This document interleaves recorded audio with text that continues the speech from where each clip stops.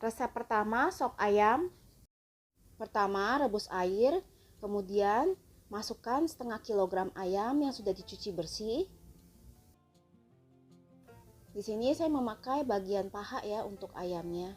Tapi kalau di rumah mau pakai bagian dada atau juga mau pakai bagian paha dan dada dicampur juga tidak masalah ya, disesuaikan dengan apa yang ada di rumah.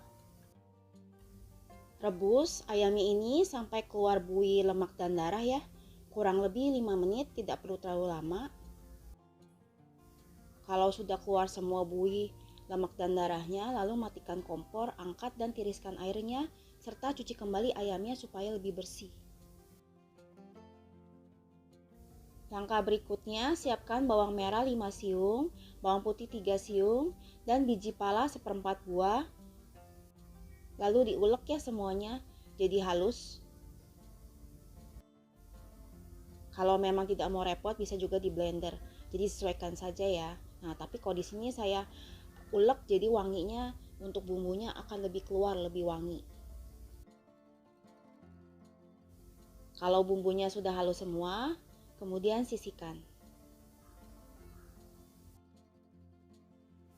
Selanjutnya, panaskan minyak lalu masukkan bumbu halus. Tumis bumbu halusnya itu hingga harum. Kalau sudah harum, lalu masukkan seperempat buah bawang bombay yang sudah dipotong kotak-kotak kecil. Lalu tumis kembali sampai bawang bombaynya itu agak layu.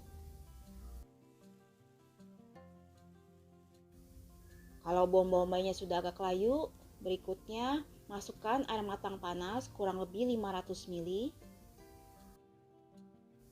Atau kalau misalkan masih kurang kuahnya bisa ditambahkan lagi ya, jadi bisa disesuaikan dengan selera. Lalu masak hingga kuahnya itu mendidih. Kalau kuah sudah mendidih, lalu masukkan potongan wortel. Di sini masukkan potongan sayur yang keras-keras terlebih dahulu ya. Nah, ini juga masukkan juga kentang karena juga keras ya.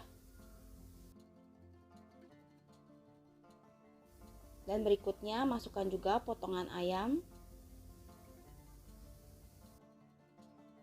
Ayamnya sudah saya cuci kembali ya setelah direbus selama kurang lebih 5 menit sebelumnya. Masak hingga wortel dan kentangnya itu tidak keras dan terutama juga ayamnya supaya dia juga dagingnya empuk. Untuk seasoningnya masukkan garam, kaldu bubuk ayam, lada, dan gula pasir secukupnya. Lalu aduk.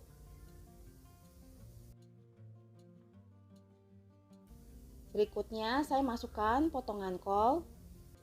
Kol kan lebih mudah empuk ya dibandingkan wortel dan kentang, jadi dia belakangan dimasukkannya. Masak hingga kolnya juga agak layu.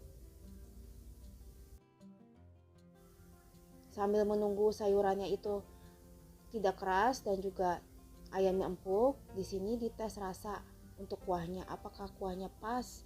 Sudah enak?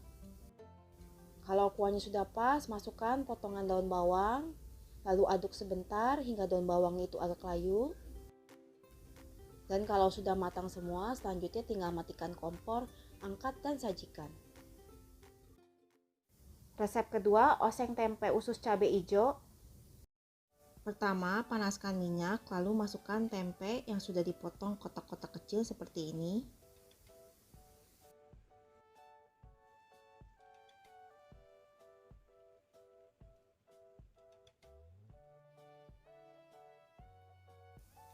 Nah, di sini goreng hingga tempenya itu kuning kecoklatan, tapi tidak perlu sampai kering ya. Jadi kalau sudah kuning kecoklatan, lalu angkat dan tiriskan.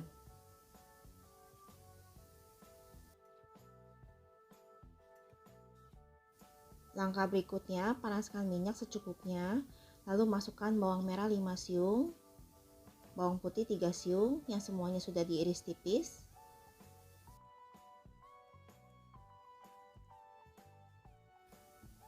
Lalu tumis 2 bawangnya. Kemudian tambahkan bumbu aromatik, 1 ruas lengkuas yang digeprek, serai 1 batang yang sudah digeprek, daun salam 1 lembar, dan daun jeruk 3-5 lembar ya, yang disobek-sobek supaya wangi. Kalau sudah, lalu tumis kembali hingga semuanya harum.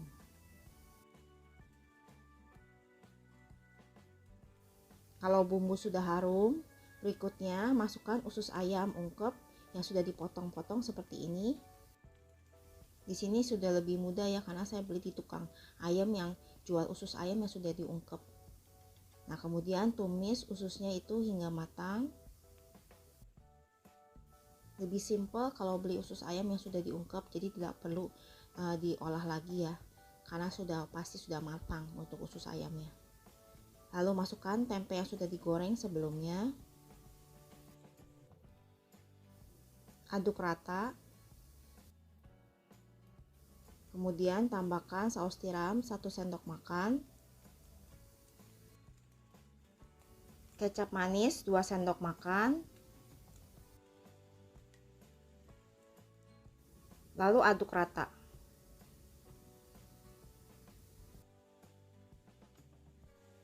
Berikutnya masukkan air matang panas 150 ml.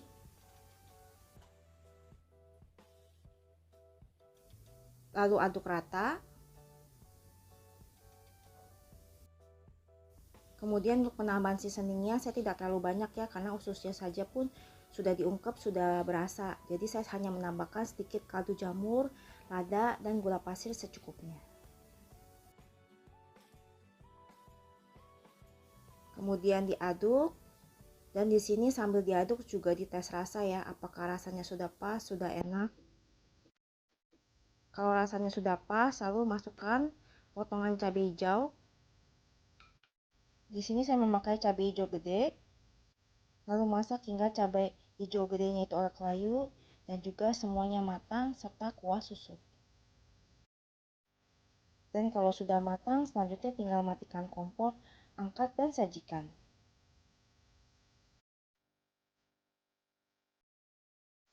Kalau suka video ini, tolong bantu like, komen, share, dan subscribe. Terima kasih sudah menonton.